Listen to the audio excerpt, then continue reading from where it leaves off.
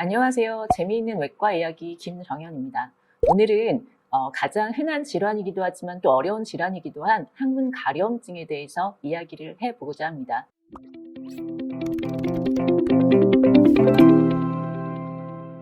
항문 가려움증은 여러 가지 원인으로 생길 수 있습니다. 식이 습관이 안 맞거나 음식에서 생긴 알러지, 기생충, 혹은 다른 여러 가지 감염에 의한 원인에서도 생길 수 있는데, 항문 가려움증의 대표적인 원인 중 하나인 항문 질환에서 오는 가려움증은 우리 대장문외과 의사를 만나야 하는 질환입니다. 가려움이 심해서 밤에 잠을 깬다거나 자꾸 항문에 신경이 쓰여서 일상생활에 불편감을 유발한다던가, 연고를 바를 때는 괜찮은데 또 연고를 끊으면 어느 순간 다시 가려워진다던가, 때로는 가려움을 참지 못해 긁어서 피부에 상처를 만들다던가, 이럴 경우에 대장문외과 병원을 방문하셔야 합니다. 항문 가려움증은 시간이 오래되면 피부 변성을 동반하게 되는데요. 항문 주위 피부는 우리 피부와 똑같이 굉장히 예쁜 갈색의 모양을 갖추고 있는데, 그게 피부가 변하게 되면 전방향이 약간 빨갛고 발적이 일어나는 양상으로 변하게 됩니다.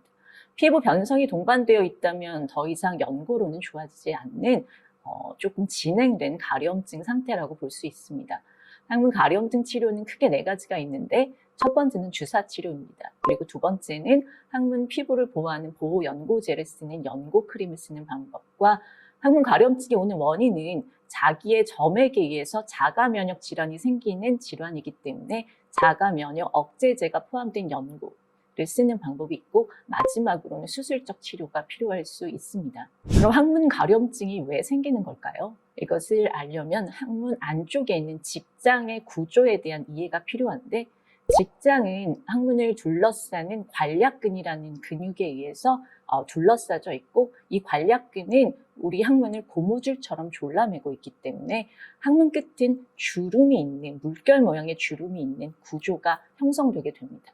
그 주름 가장 아래쪽에는 입에도 침 나오는 침샘이 있고, 눈에도 각막을 마르지 않게 하는 눈물샘이 있듯이 배변 배출의 윤활액을 담당해주는 항문샘이란 곳이 존재하고, 거기에 염증이 반복되게 되면서 통증이 유발되고 진물이 나게 되는 현상이 반복되다가, 통증의 강도가 어느 이상 진행되게 되면 항문 관략근이라는 근육이 갖는 힘이 점점 빠지게 되면서, 입도 잘 때 입이 안 맞으면 침이 새듯이 항문도 가장 끝이 완전하게 닫히지 못하는 이유로 일시적으로 젖거나 마르거나를 반복하게 되면서 피부 변성이 오게 되는 겁니다.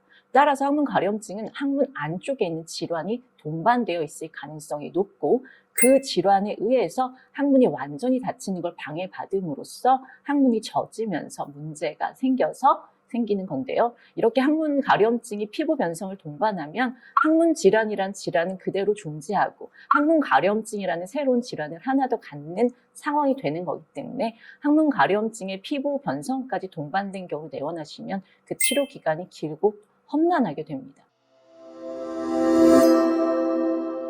항문이 닫힌다는 의미는 우리가 아무것도 안 하고 쉬고 있을 때, 우리가 쉰다는 의미의 영어 단어를 rest라고 쓰는데요. rest, 압력, pressure, resting pressure가 40에서 60mmHg가 유지돼야 합니다. 반면에 우리가 항문을 조이는 힘, 이걸 우리가 스퀴징이라고 하는데, 스퀴징 압력이 110mmHg가 유지돼야 조이는 기능과 푸는 기능, 쉴 때 닫히는 기능, 이 3가지가 유지가 되는데, 우리 항문 가려움증이 동반된 환자분이 병원에 내원하시면 웨스팅 프레저가 25 미만으로 떨어져 있는 경우가 굉장히 많고, 스퀴징 프레저는 110이 정상인데 70에서 80도 안 나오는 경우가 많습니다. 그러면 왜 정상적으로 항문을 쓰고 있는데 저는 그런가요? 라고 묻는다면, 항문 안쪽의 통증이 지속적으로 반복되다 보면 나도 모르게 뇌에서는 그 부분을 통증을 인지하기 때문에 우리가 손비고 아픈 부분을 안 쓰게 되는 것처럼 관략근을 점점 안 쓰게 되면서 압력이 풀리게 되는 것이죠. 이러한 이유로 항문 가려움증이 생기는 건데, 항문 안쪽에 염증이 생겼다가 좋아졌다를 반복하기 때문에 환자분들은 가려움증도 좋아졌다가 나빠졌다를 반복하기 때문에 이건 일시적인 일이라고 잘못 생각하는 경우가 많은데요. 너무 늦지 않게 항문외과 진료를 꼭 보시면 좋을 것 같네요. 지금까지 말씀드린 대로 연고로 호전되지 않고 반복되는 항문 가려움증은 꼭 대장문외과 병원을 내원하셔서 진료를 보시기를 권고드립니다. 재미있는 외과 이야기 김정현이었습니다.